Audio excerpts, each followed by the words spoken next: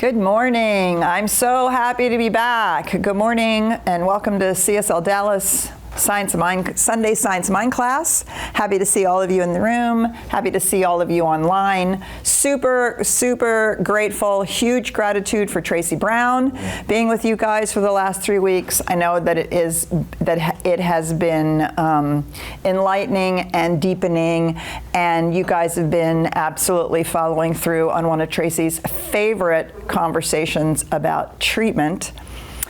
So big gratitude to Dr. Tracy, not only for the Sunday class, but for the Sunday celebrations as well, while I was shepherding a group around Ireland and Scotland.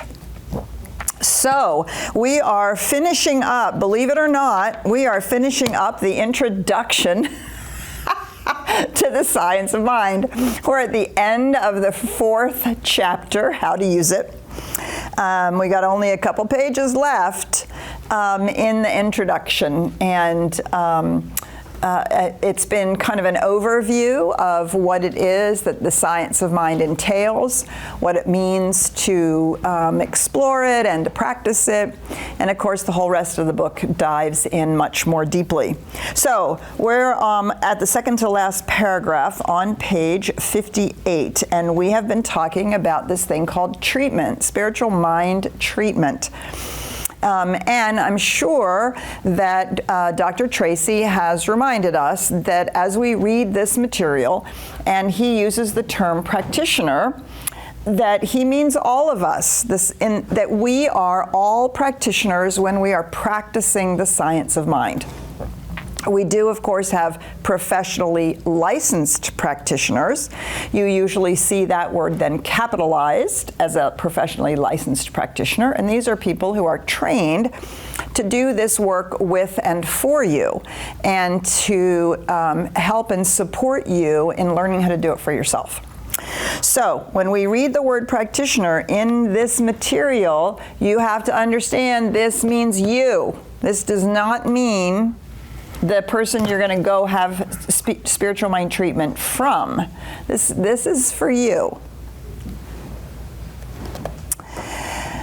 I love this very first statement. If one doubts their ability to give an effective treatment, they should specifically treat themselves to remove this doubt. Now, I cannot tell you how many people I have had say to me over the years, I just don't do treatment like you do. You're so good at it. And I've heard them say it to other professionally licensed practitioners.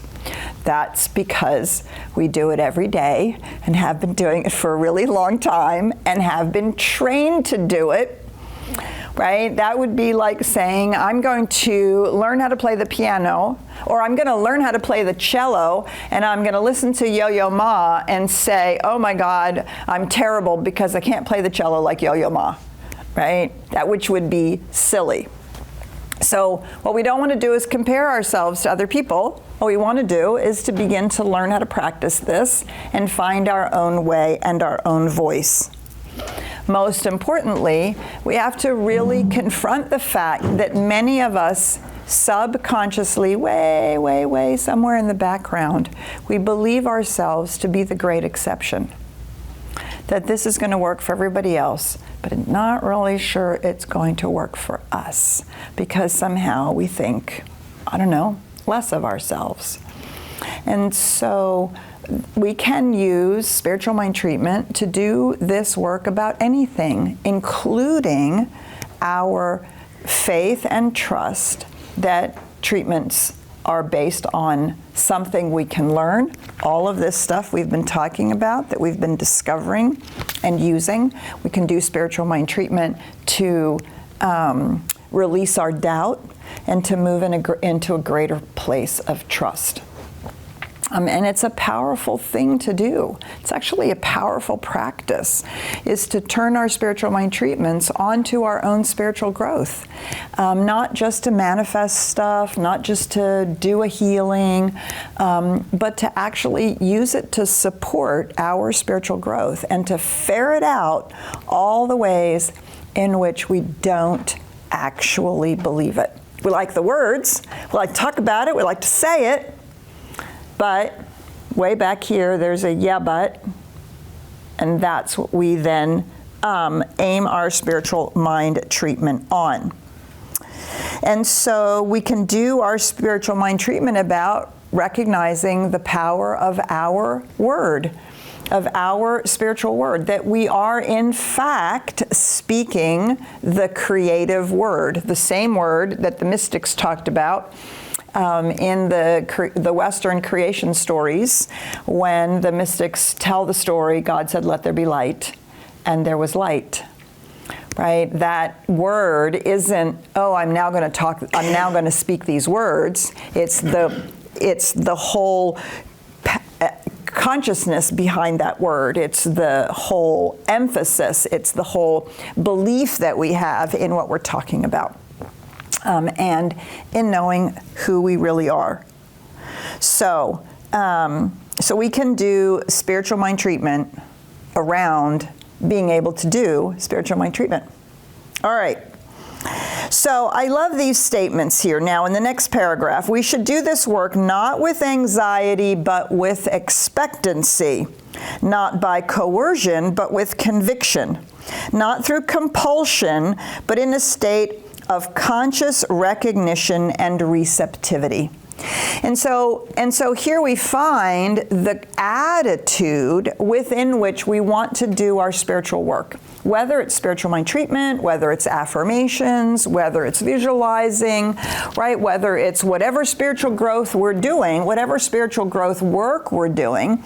Here, this is a fabulous description of the kind of attitude we ourselves want to have. First of all, expectancy.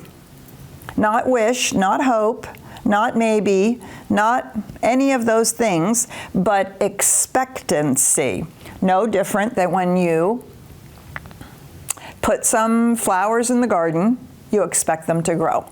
If you water them and you take care of them, you actually expect them to grow, right? It's a straightforward feeling of, I've put this out, I expect it to happen. And we're not making it happen. So the most important sense in our spiritual mind treatment is the sense of conviction. We don't necessarily even have to be able to feel the outcome. What we have to feel is our conviction that treatment does actually use laws that will have a definite outcome. So expectancy, conviction, and recognition of the truth and a receptivity to it. So it's such a, everything in the science of mind resolves itself into a paradox. It's not just speaking your word, and it's not just, oh, I'm just going to allow whatever spirit wants for me, right?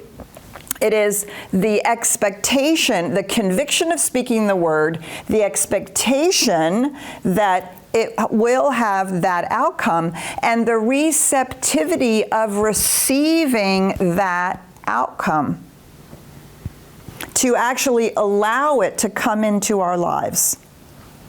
So, right, it's actually simultaneously directive and receptive, not just one or the other.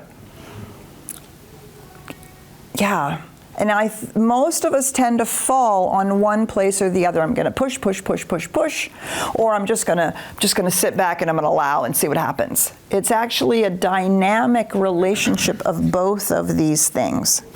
We do not have to drive or push, but we must accept and believe. Now, we don't have to believe in something. We have to believe or trust that there are laws that we are using, and we have to accept our good. We have to accept our outcome. How often I have set an intention, done spiritual mind treatment, right, and then I start seeing it out of the corner of my eye, and I run screaming in the other direction, right? Self-sabotage. No, this can't really be right. I'm sure this isn't it. No, this is not going to work out. No, yeah, Or it's too scary, right? And so again, this dynamic tension between our trust in our word and in the law and the acceptance then of our good. We then leave everything to the law, expecting a full and complete proof of our faith. I like the word trust better. We shall not be disappointed, for the law is our faithful servant. Just like the gravity and the laws of aerodynamics are our servant so that we can fly in airplanes. Right? We use them to an outcome. Okay, so the last thing I want to say here is this question. Well, if I'm going to do spiritual mind treatment, how long should I do it? If I do a spiritual mind treatment and then I feel like I have to do it again the next day, does that mean I don't believe my treatment or somehow I'm not doing it right? And the answer to that is no. One should treat any given proposition until they prove the principle, no matter how long it takes. We should treat until we get results. Until there comes into our objective experience the actual outpouring of our subjective words, which means our words that we have believed and accepted to be true. So, again, the paradox here is we do spiritual mind treatment. We do every treatment as if it's the only treatment we're going to do. We do the work to move through it to that deep space of expectancy and acceptance. And then we continue to do the treatment over a period of time until we actually get an objectified result. Too often people do a spiritual mind treatment, they feel better because they've done a spiritual mind treatment, and then they don't go back to it. And then they wonder why the outcome doesn't happen. Spiritual mind treatment isn't just for making ourselves feel better. We should expect and accept identifiable outcomes, results that we can see. Results in our checkbook, results in our doctor's appointments, results in the growth of our business, results in healthier and happier relationships, results in coming to places of forgiveness and release, results in deeply having a different experience of our own lives, which the best way to know that is when people start saying to you, wow, you seem different. Something has changed for you. Wow, you're not as stressed. Wow, you seem happier, right? That's as good of an objective result as something that you can point your finger to. But if we're not getting that kind of feedback, we may be just doing our spiritual mind treatment to make ourselves feel better in the moment. All right, and we do it until we get results. Some treatments, the results take months, if not years, right? And so we continue to work on it. We continue to do our spiritual mind treatment, especially if we're growing something, building something, changing an entire sense of our lives, which is very different than, I'm going to manifest a particular thing, whether that's a job or, car or a little more money, right? Those things are effortless and they come quickly. But when we want to rewrite the DNA of our own lives, go get a degree, start something entirely new, right? We have to understand that our treatments are helping that process of growth. And again, with expectancy and acceptance, we can stay the course. All right. So let's stop there.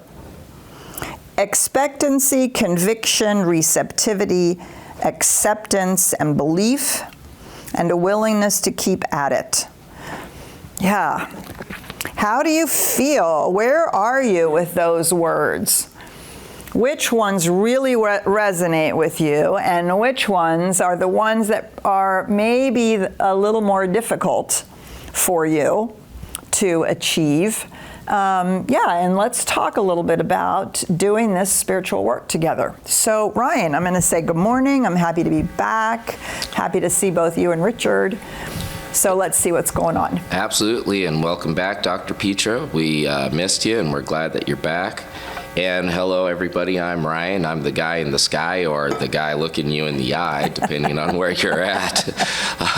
I want to say thank you for everybody and joining us in the community. You're all a part of this community, and we really appreciate it. And as Dr. Petra was explaining, this is an interactive discussion.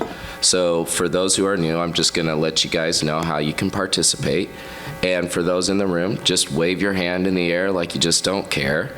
And myself, or the iconic Richard here, but I've got to underscore iconic because I don't know how you elevate that word. And if you guys can think of a better word for it, let me know. But anyways, the iconic Richard is here with us too. So feel free to raise your hand and we'll bring the microphone to you. And we love the fact that you guys are volunteers here too. So if you have the microphone and see another person with their hand raised, feel free to hand it on over to them and we'll get to them in the order that we can. And for everybody joining us on Zoom, we love the fact that you're here with us today too. And we want to hear from you, and you can do that by hitting the raise your hand icon located down below, and I can bring you into the room. And I see a couple people hitting that button. You guys really love that button. I love that you love that button. Yes, we love that. Yeah, and or you can always post your comments and questions inside of the chat, and I can bring that into the room as well. And same goes true for those who are all over the world. I noticed that we've got some folks in the Philippines watching us. Hello. Hi. And good evening to you over there. And we'd love to hear from you, so feel free to put your questions and comments into the chat, and I can bring that into the room. And I also would like to say that we are going to be opening up our home study groups. And I just put a link in there. I just want you guys to know, you guys got to get in these home study groups. They're really great opportunities to meet one another. So that goes true for all those folks who are watching us. Feel free to jump in.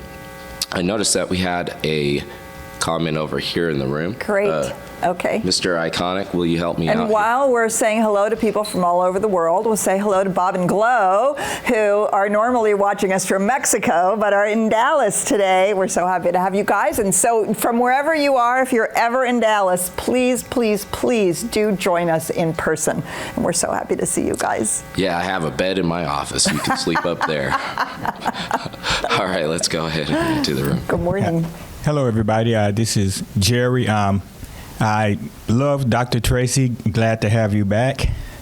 And I just wanted to point out, initially, you know, as far as like doing a spiritual mind treatment until you get identifiable results, well, there have been times when I wanted to do a spiritual mind treatment of over, let's say, 100 things, and I've had to learn to discipline myself and cut back, and also realize that, well, if you get the results from this one treatment, sometimes the other stuff that you want will show up as a part of it. That was just my comment. That is so great, Jerry. That's a great comment, because what's happening when we're doing our spiritual mind treatment is we're actually working with the thoughts and beliefs and patterns that we have in the back of our subconscious mind that are running back there. And so in the process of demonstrating something in specific and doing that work in a spiritual mind treatment, we can very much shift beliefs and expectations that are actually showing up in more than one place in our life. That is so true. And I love that you brought that up, because it is so valuable to do focused spiritual mind treatment. We often have this laundry list of things that we think we need to fix about ourselves, or that, and it's an out picturing of the when I have, then I'll be happy, when I have this, when I've lost the weight, and I've gotten the job, and I have more money, and I've healed myself with my relationship with my mom, and then, right? And so we want to throw all of that into a spiritual mind treatment. But the problem is, right, we have to have expectancy conviction, receptivity, and acceptance. The problem is, it's not that the law can't handle that. The problem is that we ourselves can't expect and accept that all those things can change at once. And so we've overburdened our work. And so as we focus on things, right, it's a lot easier for us to build that receptivity, that acceptance, that expectation, which is also why we often, if we're new to spiritual mind treatment, is we say start with things that you consider small. The law doesn't care, right? Gravity holds us to the floor and it holds the moon in place. Doesn't care, right? I am very much smaller than the moon. We all are, right? And so the law itself doesn't care. But it's our belief, our acceptance, our expectation that is the measure of the effectiveness of our spiritual mind treatment. And so by focusing on one thing at a time, see, I'm shedding. I'm continually shedding little pieces. I'm so afraid this bracelet's just going to come apart and fall all over the floor. I'm going to take it off. Wardrobe malfunction. It keeps dropping little pieces. All right, beautiful. So thank you, Jerry. Okay, we have a comment over here. Good morning, Dr. Petra. This is Armando. Good morning, Armando. You know, treatments, when I first started back in 2016, when I started learning, there was a lot of resistance and a lot of confusion, and things weren't happening, and I kept, beating myself up. But I kept at it, and through the years, some treatments have, taken years, some have, within months, and now it's getting easier and easier, where I just speak into the law because I believe and I'm convinced that it's going to be what it's going to be. But where I'm at today, you're speaking about building and growing, and so I am growing at a very rapid pace, and I'm elevating in a very rapid pace, and it's very overwhelming to take in, because it's like I just elevated 3 months ago, and I haven't even had time to take a breath to just process, because now I'm getting ready to go to the next level. And so there's a part of me that feels fear of the perfectionism kicking in, and I have to remind myself that when I treat and I do my gratitude and all of that, it takes over my perfectionism. Yeah. And I'm wanting to get in the way. And what I've discovered over the weekend is right now where I'm at, I feel like I have to go back to basics. Yes. And remind myself of who I am. And even last night, I went back and I pulled one of my vision sessions that I did with Lahoma back in 2016 and how everything manifested. And I just have to keep reminding myself of who I am and where I was. That's where I'm at. Thank you for sharing that, Armando. So many powerful things you said right there. Yeah, we do start having so much good that we can be as overwhelmed by our good as we were overwhelmed by what wasn't working, right? And so that's where not just the expectancy, but the acceptance. And I loved what you said about going back to basics. Over and over and over again, I notice myself, every 3 to 5 years, it feels like I have to come back around to wait. Everything has expanded. Everything has gotten bigger, better, fuller, and I'm being pushed into new ways of being and doing, right? And I have to remind myself, wait, what is it? Who am I and what do I believe? If I'm a manifestation of the infinite and I'm working with a law that knows how to do everything, it's not going to abandon me in this next level of out picturing. And so that is so powerful and such a great reminder. And it's one of the reasons why we keep doing this class, right? Armando's been doing this in 2016 and he still comes back because it's over. I don't know, Bob and Glow, Willie, you guys have been here, right, forever. Because over and over and over again, when things feel like they're getting a little out of control, even with our good, we have to we come back to the basics. What's really going on here? Who am I? And to Yeah, take that moment to just stop and accept our good. And this is when I really go back to also, I may not know how to do it, but there is an infinite power and presence that within me that does. And I don't have to know how to do it. I just have to keep trusting that, right? And I know, Armando, you're really good at that. You're really good at that. So take the time to enjoy where you've been, how far you've come, and then take that deep breath. Yes. Thank you so much for sharing that. You know, and it's truly amazing how we can be as derailed by our success as we are by our failures or our sort of status quo, right? Super good. All right. Thank you. Ryan. Yeah, so I have Anita here. Anita, would you like to join us and unmute yourself? Good morning, Anita. Hey, good morning.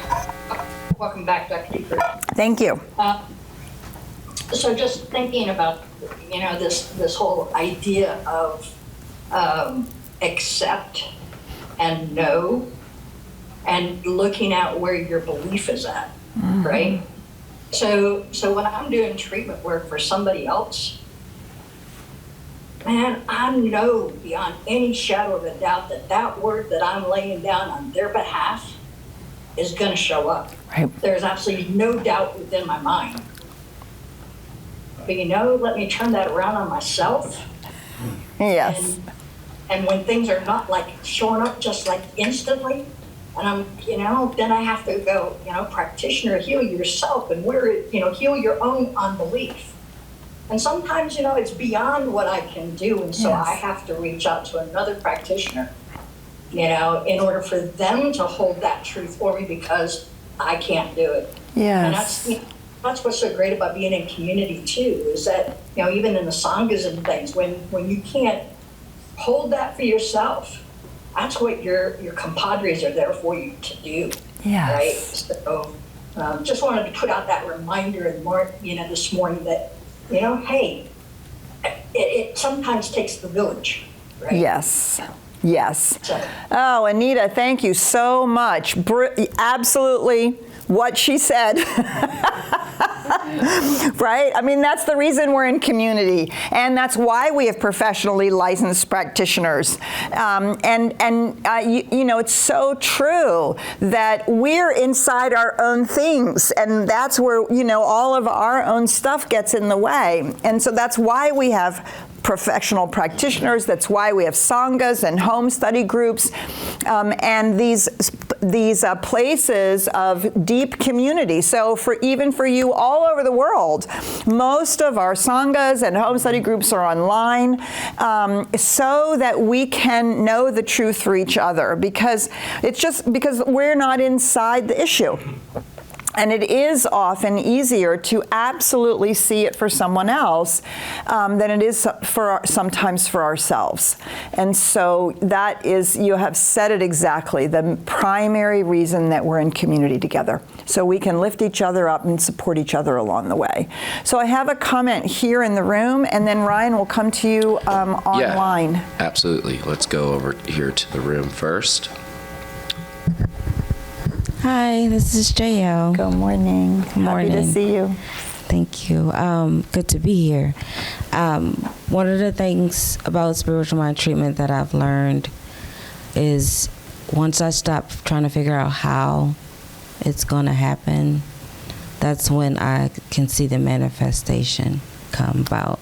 Yes. You know, because, you know, it's like I want to know how it's going to happen. If I can't picture it, taste it, smell it, see it, then I start worrying and get super anxious. But I've learned that when you surrender, release, and sometimes you're not given an option but to sit still, things happen, and you can actually allow and accept that the universe says yes to what you need. Yes, yes, yes, yes, yes, yes, yes, right? Never, never, never, never outline how it's going to happen. You're just getting in the way.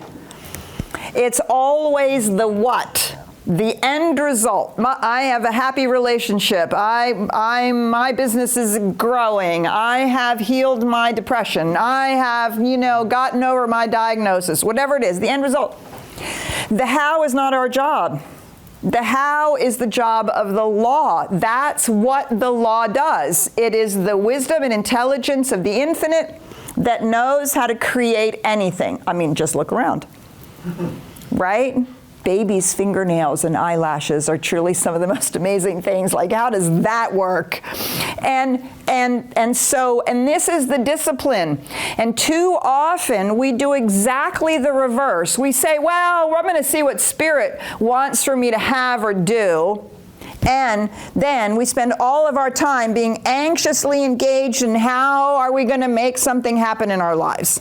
It's exactly the reverse. Right? And it is totally counterintuitive to the way that we've spent our whole lives being taught how you're supposed to make stuff happen in your life. Did you make a plan? Do you know what your steps are? Have you figured it out? What are you going to do first? What are you going to do? How are you manage your risks, figure that, and right, that's how we're taught how to think about it. But from a spiritual point of view, we have to turn that on its head. Yeah, we just had this conversation yesterday at the holistic fair, right? I did a little thing on science and spirituality, and if you look, sometimes when you look at the picture now of quantum physics and Newtonian physics, right, they stack them on top of each other. Newtonian physics is how the normal space-time continuum works. Quantum physics is how the subatomic world works, and the rules are different.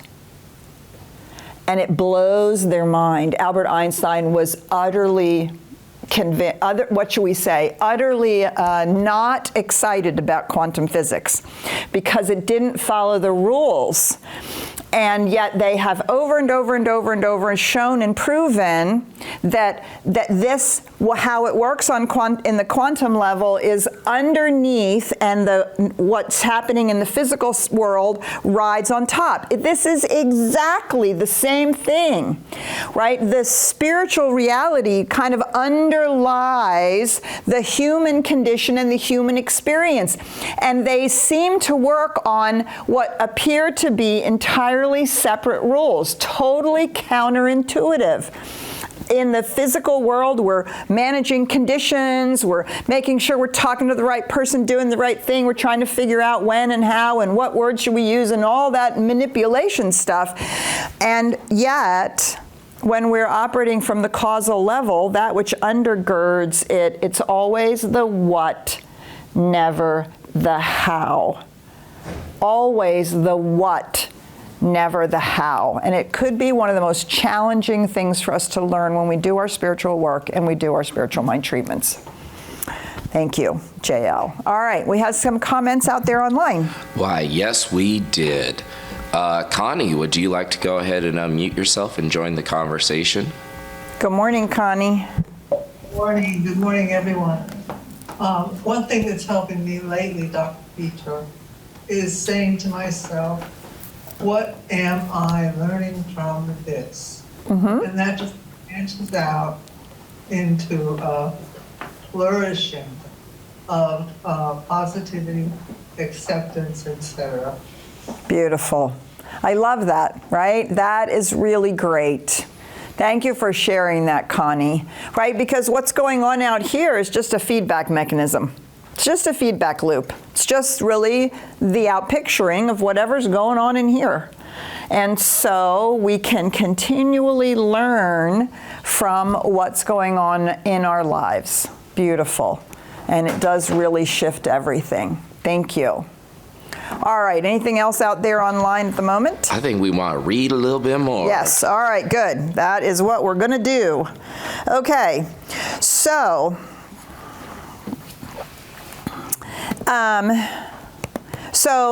what's going to happen when we do our spiritual mind treatments is all the yeah buts. All the yeah buts. right? So you start doing treatment, your spiritual mind treatment for health. Well, but I've gotten this diagnosis, or I've always been a little sick, or, right? We do a treatment for, I'm going to get a new job, and what happens? But maybe I'm too old, maybe I don't have the right kind of credentials, blah, blah, blah, blah, blah, blah, blah.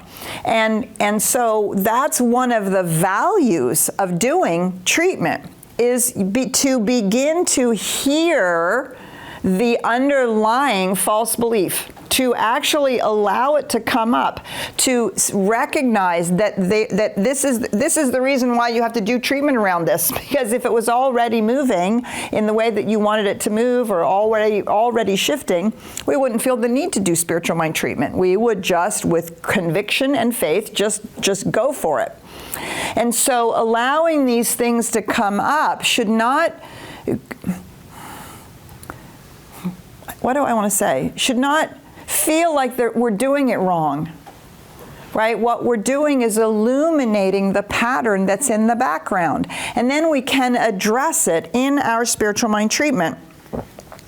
So this is in the middle of page 59. A practitioner consciously removes the apparent obstruction and leaves the field open to the new influx of spirit. And so the apparent obstruction is the yeah but that's coming up, right? That's the apparent obstruction. It's the false belief. It's I can't do it. It'll never happen. I'm too old. Whatever it is that we use to show ourselves that it's not going to happen. So this next statement comes directly out of Thomas Troward. The practitioner resolves things into thoughts, dissolves the negative appearance in the condition by recognizing only perfection. So we resolve the thing into a thought. Right? So we're doing, the example here is that he uses here is, I'm too old to find a new job. Right? So to resolve a thing into a thought is to recognize that age is not a spiritual truth.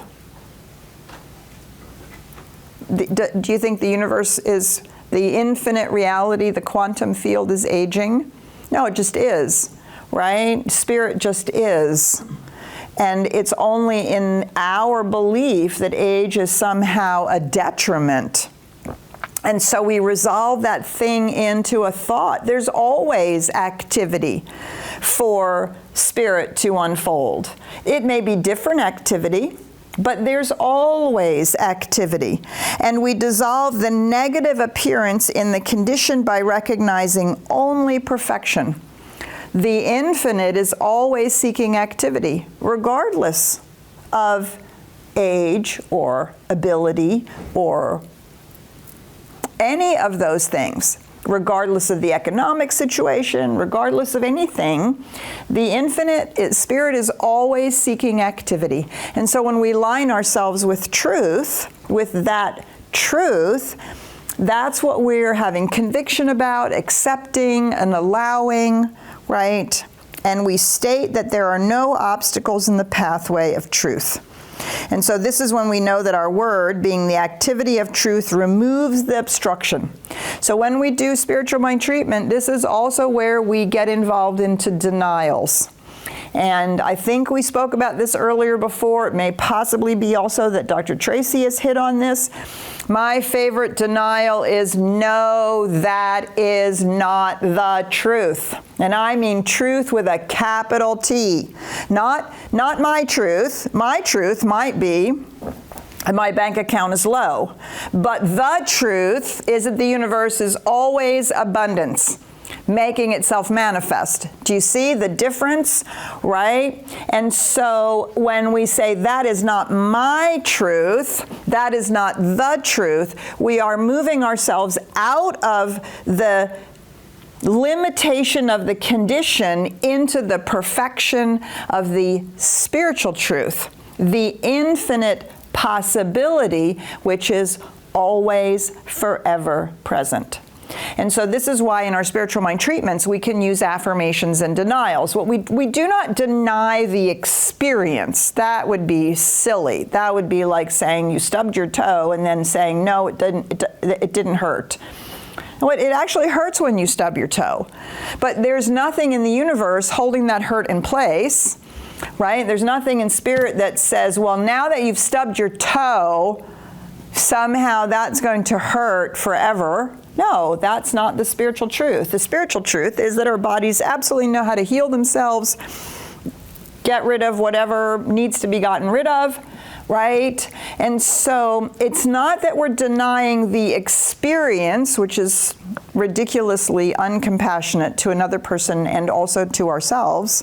What we are denying is that it has to be that way, that there's something in the universe that is causing it to be that way. No, it's an outpicturing of some set of beliefs. Could be just the general belief of the human race. Doesn't have to be just our specific belief, right? And so one of them, as I said, one of the most powerful denials is this is not my truth. This is not the truth about spirit, because that's what our treatment does, is it moves us into what is spiritually true about a particular situation. And then we're bringing it forward into that situation. And that removes the obstructions and the false beliefs. I can't do it. I don't know. It's overwhelming.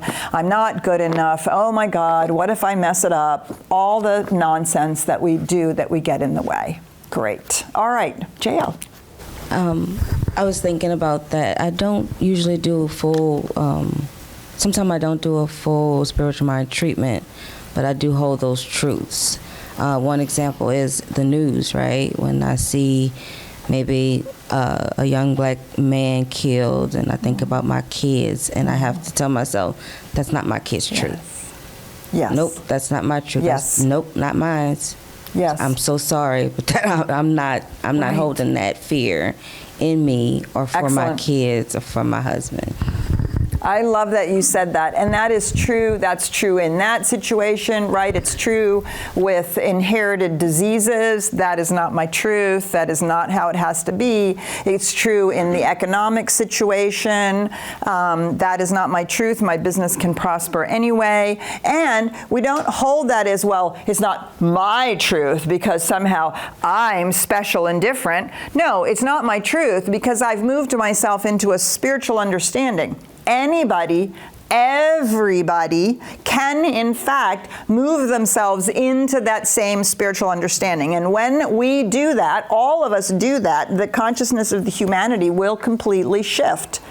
And we will engage with our lives completely differently as a whole, right? So this is the last full paragraph on page 59. If the obstruction is the result of a hangover of belief from past years, right? And whether that's our past years or truthfully humanity's past years, the practitioner must know that there is no past mistake can hinder or obstruct the flow of divine intelligence, and all of this must manifest in happiness, freedom, happiness, activity, power, and that this truth must manifest. I do that about the climate.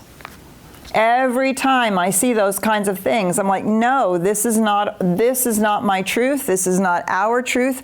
We are actually smart enough, capable enough. The infinite is moving through so many people and places to shift this, right? And so, yes, we can do that with those things that are the most important, the most close to our hearts, and say, this is not the truth. Right? And this is not the truth of my family. Now, when you are having a treatment done by someone else for you, which is what our professionally licensed practitioners do, but so do people in our sanghas and in our home study groups, and right, as we take classes and we learn more about how to do this, we do this for each other.